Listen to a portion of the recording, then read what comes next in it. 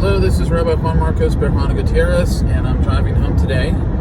Actually, with a little bit of light still in the day. I'm used to driving home when it's dark, which is sort of odd. But in any case, I wanted to talk about the new book that I'm working on. It's called, at least the working title is The Converso Dilemma: Halakhic Responses to Forced Converts. And the idea behind this book is very simple. I think I mentioned this in a previous video. Somebody had asked about the historical case for Anusim, for forced converts to Christianity. And they had brought this up to the attention of a particular rabbi. I don't know his name. And the rabbi had, quite frankly, out of ignorance, dismissed the phenomena of Bnei Anusim, of the descendants of Anusim, as a Gentile invention. Now, however you perceive the way that Bnei Anusim should be reintegrated into the Jewish community, if that's what they want to do, or whatever you feel about that particular topic, the fact that he would go as far as to say that this is some kind of an invention by non-Jews, it just shows a lack of historical as well as even rabbinic familiarization. These topics were discussed extensively within the realm of Rabbinic Responsa. What is Rabbinic Responsa?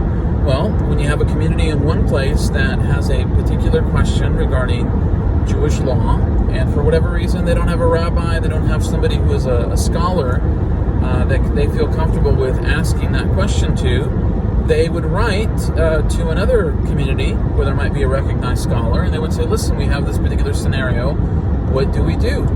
And the response, the she'ela, the question, and the teshuvah, the response is what makes up Rabbinic Responsa. One responsa is a responsum, responsa is a collection. So the idea behind this book is quite simple.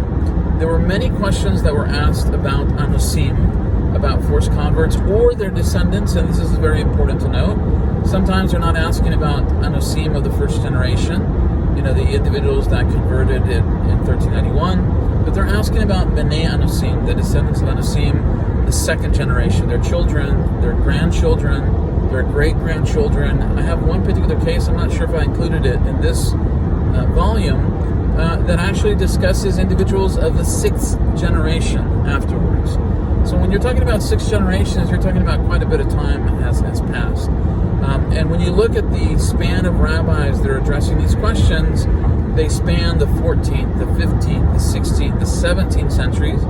And there may be some out there that I haven't seen after. I mean, there's certainly some comments that were made by rabbis, I think in the late 19th century and of course into the 20th and 21st century. But you have Rabbinic Responsa that is dealing with these practical issues that came about in communities where Anusim were either being reintegrated into, or in cases where Jews are living alongside Anusim in the Iberian Peninsula, or maybe Mallorca or something like that. Now, so what are the types of questions that are asked? Well, for example, let's say that you're Jewish, you're openly Jewish, and you have wine. You sell kosher wine. In accordance with Jewish law, Jewish wine has to be supervised by a Jew, because there is a concern from ancient times that a non-Jew would contaminate the wine, use it for wine libations that would be offered to, in Avodah Zarah, in foreign worship, strange worship, idolatry, paganism, etc. So that idea has actually been maintained even into the present day, when the majority of non-Jews are not pagans. But it was certainly an issue of concern in the 15th, 16th, 17th centuries. And one of the issues that comes up is that, let's say that I am the owner of the wine, and I hire an anus, a person who is a forced convert or a descendant of forced converts, and I say, hey, they're going to be in charge of the wine. Is that wine considered kosher? Now, the issue does not have to do with the status of the individual himself or herself.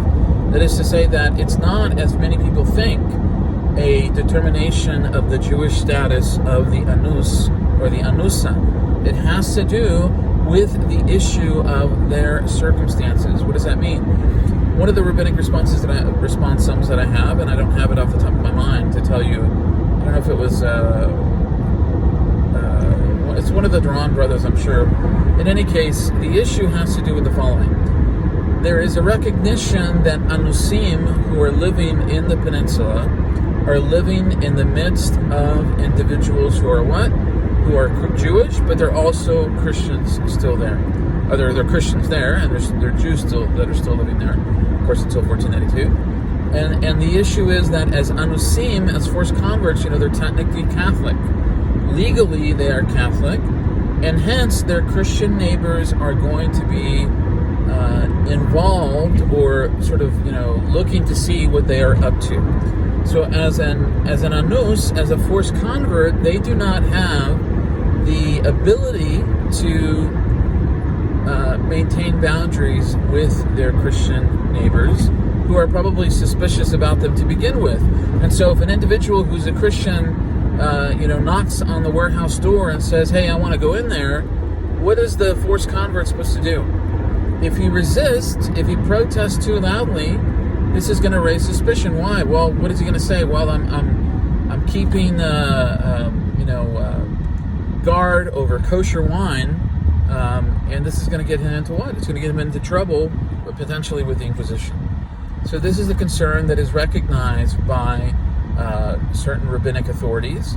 And they don't say, listen, it's not a question that they don't have Halakhic status as Jews, but as witnesses, they are compromised. They don't have the same ability to testify because, in this particular case, because there's always different cases, we have a situation where they don't control the circumstances around them. So in other videos, I'll give you other illustrations, other examples, and talk to you a little bit more about what I'm working on in this book and other books, and just sort of continue on that with other updates.